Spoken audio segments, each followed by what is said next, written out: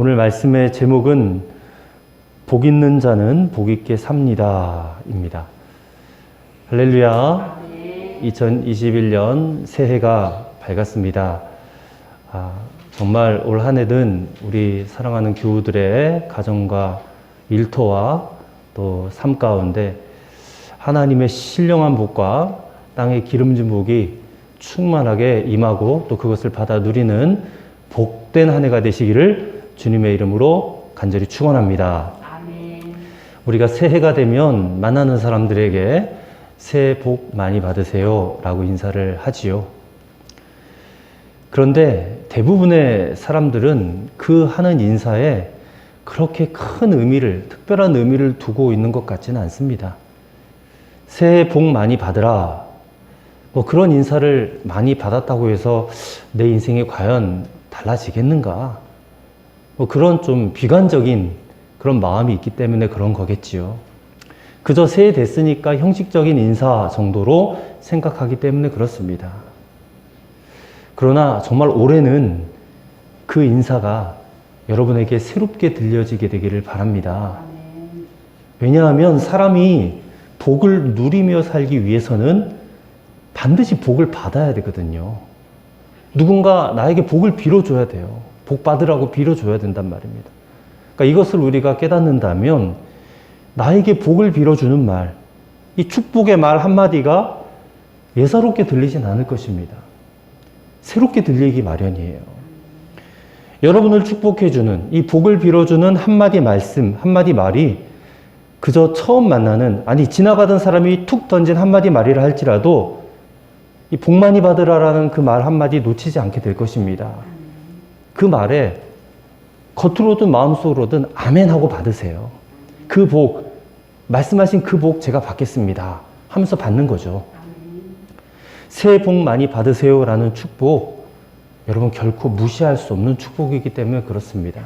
그래서 우리 이 시간 전후 좌우에 계신 분들에게 새해 복 많이 받으세요 라고 다시 한번 축복하며 인사하겠습니다. 새해 복 많이 받으세요. 자, 우리가 지금 축복한 것처럼 저와 여러분 모두가 이렇게 축복한 대로 이 복을 올해는 다 받고 또 다 누리시게 되기를 간절히 축원합니다. 그런데 여러분, 우리는 이미 복을 받았어요. 어떻게 받았느냐? 예수님을 믿음으로 예수님이 주시는 복을 받았다는 것입니다.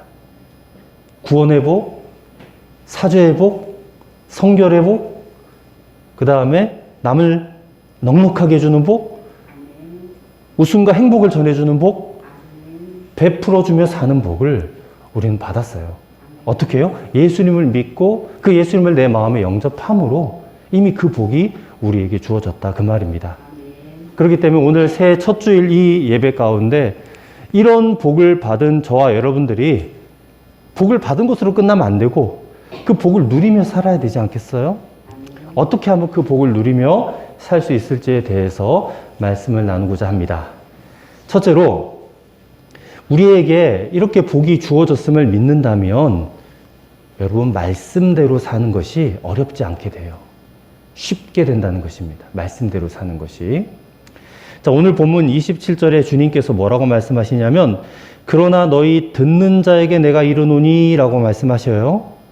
여기서 듣는 자가 누구냐 하면 그 뒤에 나오는 가난한 자, 줄인 자, 우는 자, 핍박당하는 자예요.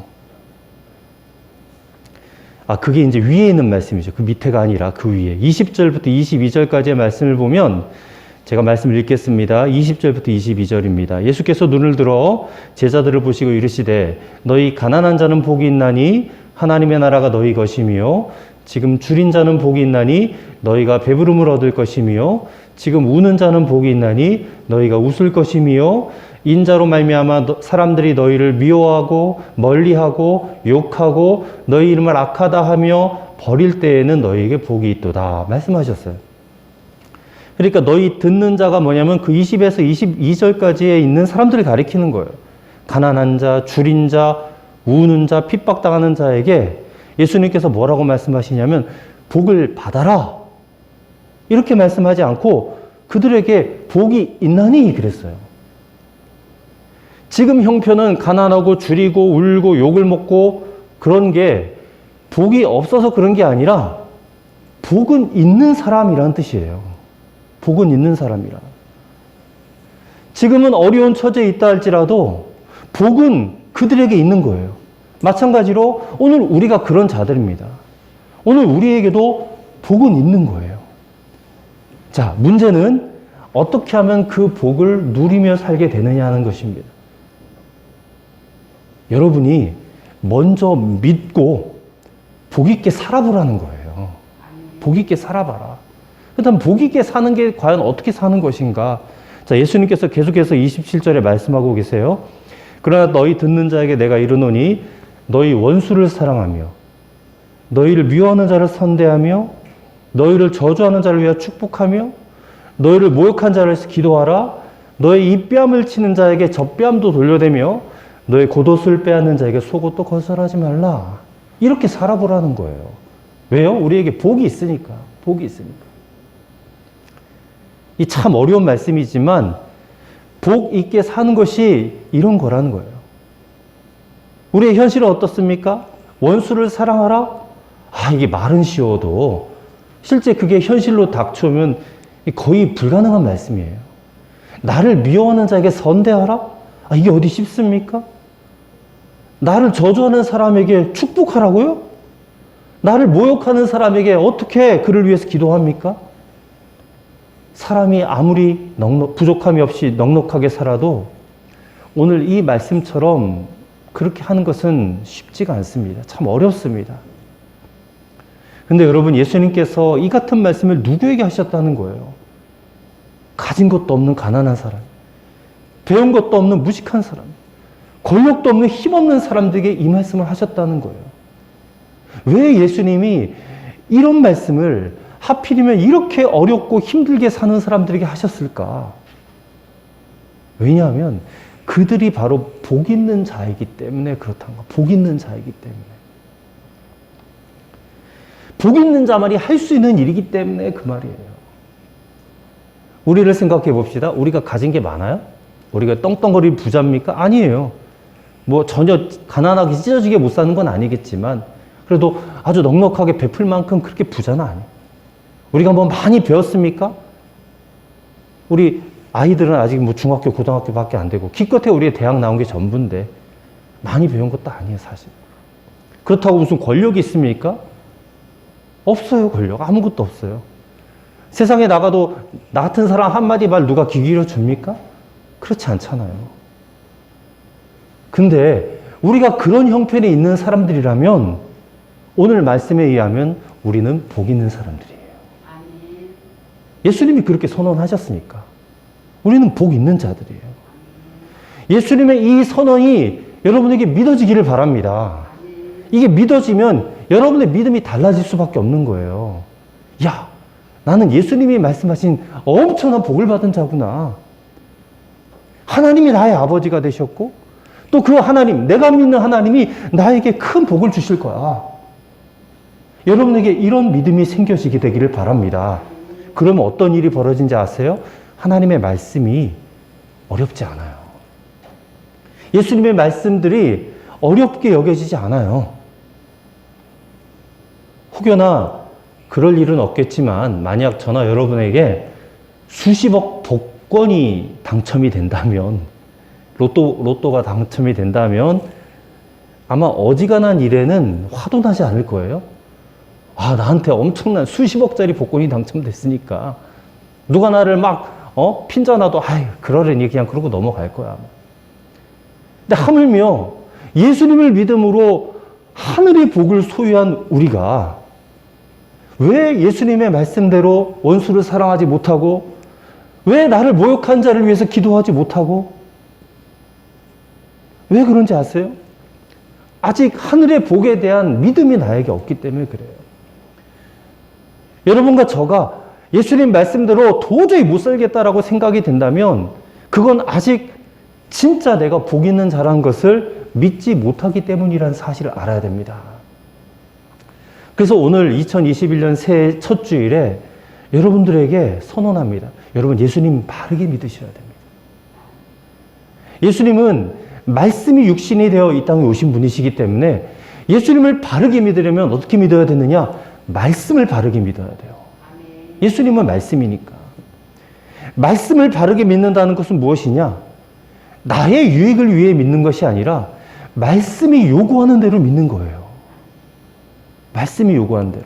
우리가 이렇게 믿으면 우리가 받은 복이 임하고 그 복을 누리며 살게 되는 것입니다.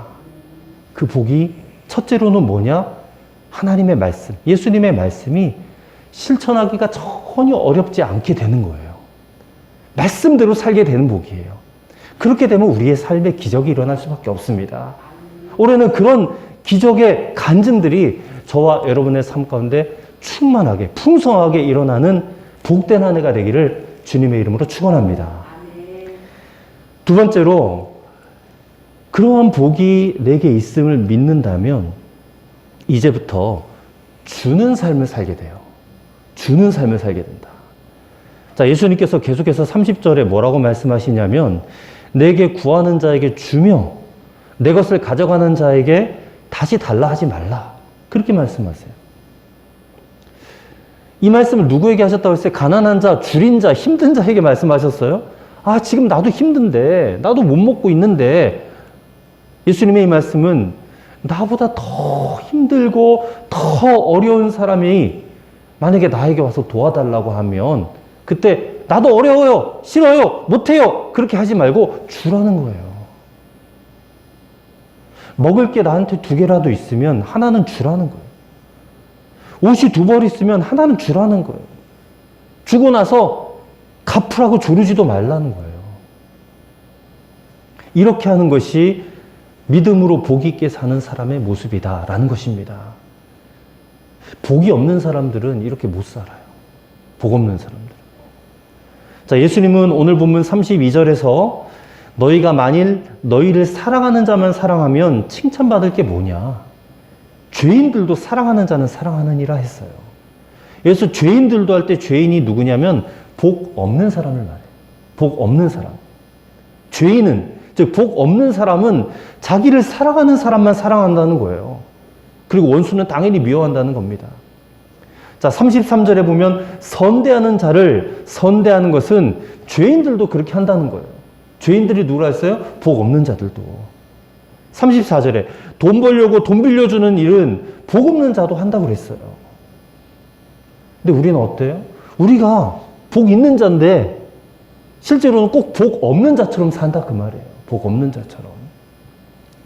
자, 예수님은 35절에 오직 너희는 원수를 사랑하고 선대하며 아무것도 바라지 말고 구워주라. 그리하면 너희 상이 클 것이요 또 지극히 높으신 이의 아들이 되리라 했습니다. 36절에는 너희 아버지의 자비로우심 같이 너희도 자비로운 자가 되라 하셨어요. 자, 하나님은 저와 여러분을 지금 저 세상 사람들과 다르게 보신다는 거예요.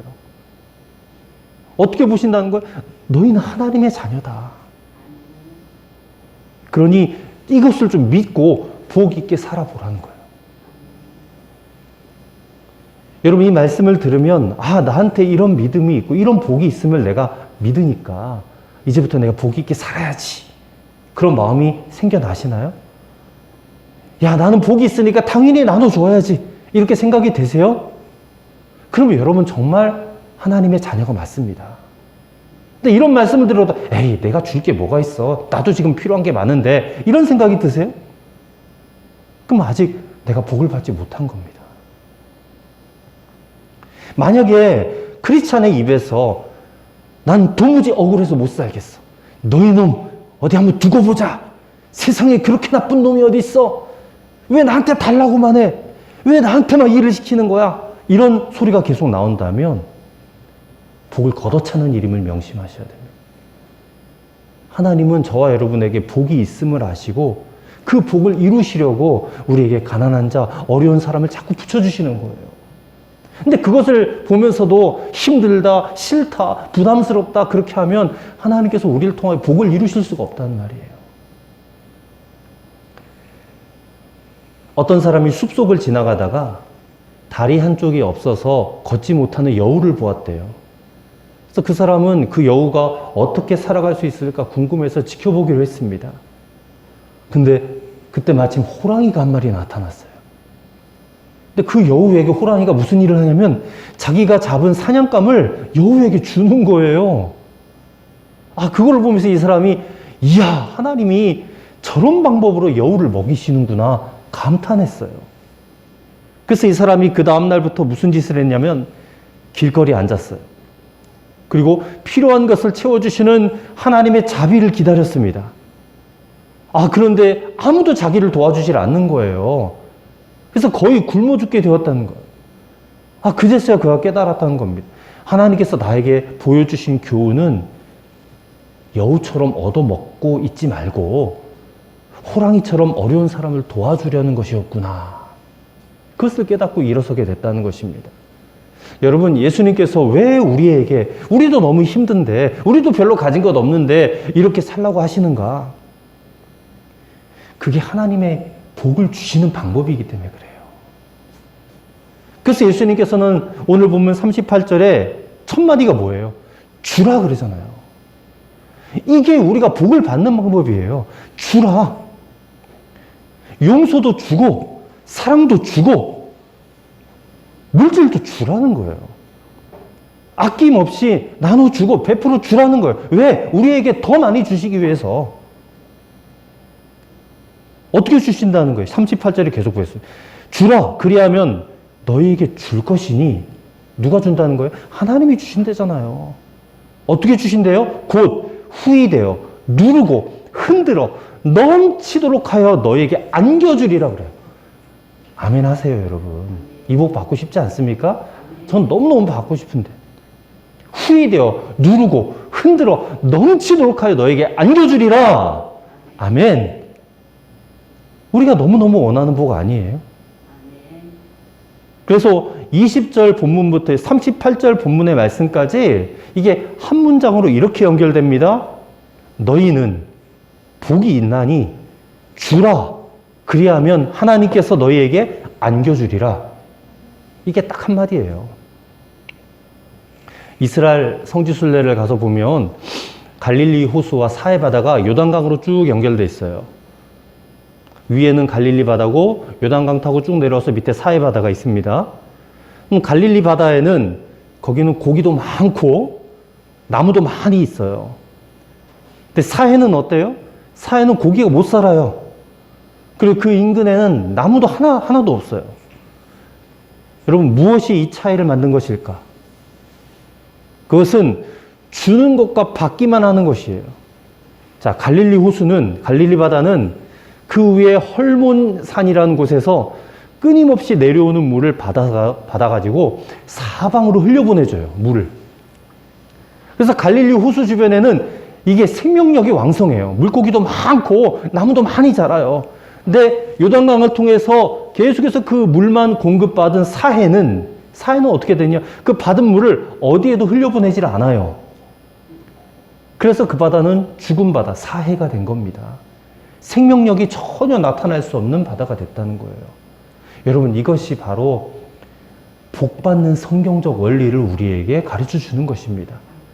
내게 있는 좋은 것들을 무엇이든 흘려보내기 시작하면 그곳에 왕성한 생명력이 나타나게 되어 있어요. 그런데 안타깝게도 보내지 못하는 복 없는 자가 얼마나 많은지 몰라요. 용서도 아까워서 못 주고 사랑도 아까워서 못 주고 물질도 아까워서 못 줘. 복이 없어서 못 사는 게 아니에요. 오늘 주라 말씀하시는 예수님의 이 말씀에 믿음이 없기 때문에, 용기가 없기 때문에 복 있게 못 사는 것입니다. 여러분, 하나님이 저와 여러분에게 주시는 복은 나를 위한 것이기 전에 다른 사람을 위한 것이에요. 주기 위한 것이다라는 겁니다. 이것을 깨닫지 못한 사람이 복을 받으면 큰일 나요. 24절, 25절의 말씀을 보면 예수님께서 당시 소위 복 있는 사람들이라 평가되던 그런 사람들에게 말씀을 하셨어요. 화 있을진저 너희 부요한 자여, 너희는 너희의 위로를 이미 받았도다. 화 있을진저 지금 너희 배부른 자여, 너희는 주리리로다. 화 있을진저 너희 지금 웃는 자여 너희가 애통하며 울리로다. 하나님이 주신 복을 자기만 위한 것으로 여기고 교만하고 자랑하고 사치하기 때문에 그들에게는 화가 있을 거라는 거예요. 여러분, 2021년 새해 여러분이 하나님의 복을 받아 누리기 위해서는 이제부터라도 남에게 용서를 주고 사랑도 주고 먹을 것도 주고 물질도 주는 많이 베풀고 사는 그런 여러분과 저가 되기를 간절히 축원합니다. 마지막 세 번째로, 그렇게 주는 자가 받는 자보다 훨씬 더 복이 있음을 믿으시기 바랍니다. 주는 자가 받는 자보다 복이 있습니다. 1977년 부산에서 있었던 일이래요. 일찍 남편을 잃고 4남매 홀로 키우며 살던 어머니가 있었어요. 근데 이분이 중병에 걸려서 이제 임종을 앞두고 있습니다. 그 임종을 지키던 4남매를 둘러보면서 어머니가 말합니다. 얘들아, 나는 지금 죽어도 여한이 없다. 그런데 내 평생 손에 다이아 반지 하나 껴보지 못하고 죽는 것이 너무 원통하다. 그래서 이 말을 들은 4남매가 이 어머님의 마지막 소원인 다이아 반지를 사드리기로 했어요. 그런데 사드리면 뭐하나 이런 생각이 또 들었어요. 바로 그때 맏며느리가 한 가지 제안을 했습니다. 자기가 친하게 지내는 옆집 아주머니에게 다이아 반지를 좀 빌려다가 끼워드리고 어머니 돌아가시면 다시 빼서 되돌려주면 어떻겠느냐 말했습니다. 모두를 생각해보니까 그게 좋겠다. 그래서 옆집 아주머니의 다이아 반지를 빌려다가 누워 계신 어머니께 끼워드렸어요. 반지를 받은 어머니, 어린아이처럼 그 반지를 손가락에 끼고는 이렇게 불빛에 비춰보고는 너무 좋아하는 거예요. 그러다가 갑자기 반지를 쑥 빼더니 입에 털어놓고 꿀꺽 삼켜버렸습니다. 그리고 만족한 듯이 자리에 누우면서 너희들이 선물한 반지니 이 애미가 극락까지 가지고 가마. 그러는 겁니다. 자식들 난리가 났습니다. 어떻게 찾아서 돌려줘야 되나 논쟁이 벌어졌어요. 돌아가신 어머니 시체를 해부해가지고 반지를 찾아야 된다고 주장하는 자식들과 그렇게 하는 것은 어머니를 2번 죽이는 것이라고 반대하는 자식들과 그렇게 싸움이 벌어진 거예요. 결국 어머니 시체 화장하고 나서 그 잿더미 속에서 반지를 찾긴 했지만 이게 너무 손상이 돼가지고 도저히 돌려줄 수 없게 되었다. 그런 이야기가 아주 오래전에 있었다고 합니다. 이 불쌍한 어머니는 반지를 꿀꺽 삼키고 뱃속에 넣으면 저 세상까지 가지고 갈 수 있으리라 생각을 했던 거예요. 근데 가져갈 수 있습니까? 가져갈 수 없죠. 참 어리석고 불쌍한 분이에요. 이 세상, 우리 마지막 삶을 마치는 날에 우리가 이 땅에서 소유한 것 중에 단 하나, 실오라기 하나라도 우리가 가지고 갈 수 있어요? 우리 가져갈 수 없습니다.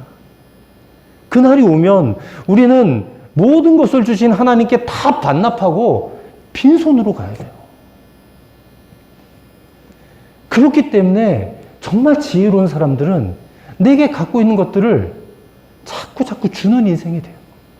이게 지혜로운 사람이에요. 이게 이 땅에서 우리가 가장 복된 인생을 사는 것이에요.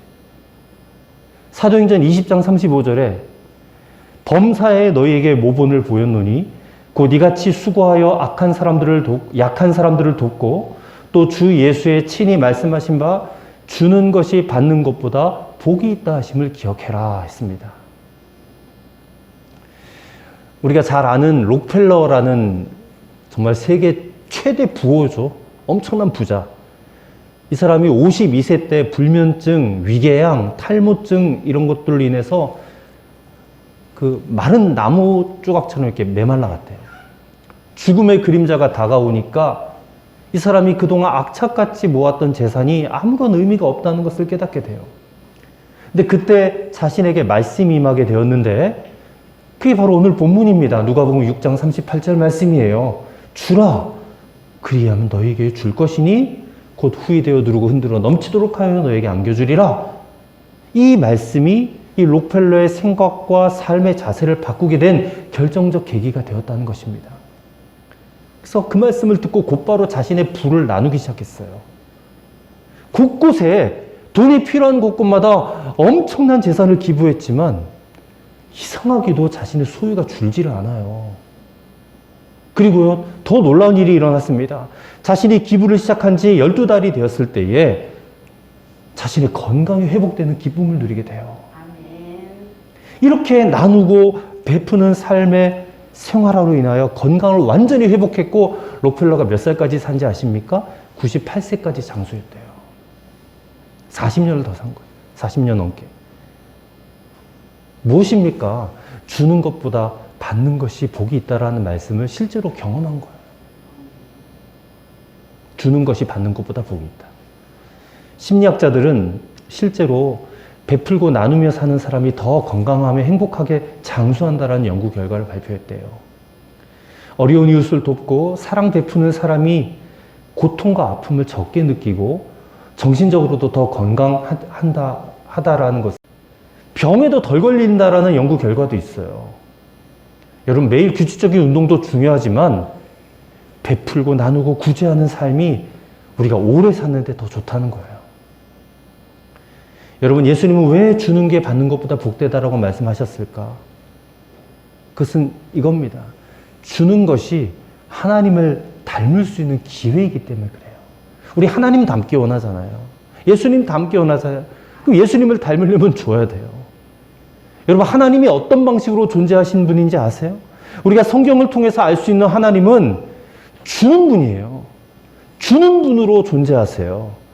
우리가 믿는 삼위일체 하나님은 한마디로 주시는 분이에요. 보세요. 하나님은 천지 만물을 창조하여 우리에게 주셨어요. 우리를 사랑하사 독생자 예수님도 주셨어요. 날마다 일용할 양식을 주셨어요. 좋은 것으로 입히고 길러 주셨어요. 예수님이 이 땅에 오사 우리에게 생명을 주셨고, 십자가 죽음으로 우리 죄를 사하여 주셨고, 구원의 길로 인도하여 주셨어요. 성령님은 끊임없이 우리에게 권고하시고 인도하시고 힘과 용기를 주셔요. 우리를 좋은 길로 인도해 주세요. 이렇게 끊임없이 우리에게 주시고 또 주시는 분이 우리가 믿는 하나님이십니다. 이렇게 받은 게 많은 우리가 복 있는 자가 아니면 과연 누가 복 있는 자겠느냐? 하나님이 여러분에게 주셔서 받은 복들이 얼마나 많이 있습니까? 그렇기 때문에 우리는 받은 복을 세워봐야 돼. 내가 받은 복이 몇 개인가? 하나님이 주신 복 생각하면 힘이 나지 않겠어요? 근데 여전히 받지 못한 복만 생각하고 힘 빠져 살면 어떻게 되겠습니까? 그러므로 받은 복을 세워보세요. 그러면 결국 우리는 누구 때문에 사는 거예요? 그 복 주시는 하나님 때문에 사는 거예요. 이렇게 하나님께서 주심으로 존재하시는 분이세요. 그렇기 때문에 우리도 주라 하시는 거예요. 그러면 우리도 하나님을 닮게 되는 것입니다. 닮을 기회를 우리에게 주시는 거예요. 여전히 받아야만 기뻐할 줄 아는 사람은 이게 삶의 초보에 있는 사람이에요. 스위스의 인격의학의 창시자인 폴 트루니에라는 사람이 이런 말을 했습니다. 선물을 주는 것은 사실상 다른 사람에게 주는 것이 아니라 자기 자신에게 주는 것이다. 우리가 누군가에게 선물을 주면 그는 자기 자신에게 주는 거예요. 사랑하는 성도 여러분, 주는 것이 받는 것보다 복이 있다 하신 말씀 가슴에 품으시기 바라요. 주는 것의 행복을 깨달으시기를 바라요. 그래서 여러분의 가정에, 관계 속에, 또 교회 안에, 지역 속에, 세상 속에 하나님처럼 줌으로써 복된 삶을 살아가시는 저와 여러분, 우리 충주 빛의 교회가 되기를 주님의 이름으로 간절히 축원합니다. 기도하겠습니다. 하나님 아버지, 복 있는 우리가 복을 유통시키기 원합니다. 축복의 통로가 되게 하여 주시옵소서. 하나님께서 우리에게 복을 주신 것은 우리로 항상 모든 것이 넉넉하여 착한 일을 넘치게 하려 하시는 것임을 믿습니다. 이제 주는 자가 되게 하옵소서. 우리에게 주신 복을 주는 자가 되어 할 수 있는 대로 많이 섬기고 많이 베푸는 그런 2021년 한 해가 되게 하여 주시옵소서. 주는 자가 받는 자보다 복이 있다는 말씀이 우리에게 실제로 나타나게 하여 주시옵소서. 예수님의 이름으로 기도하옵나이다. 아멘.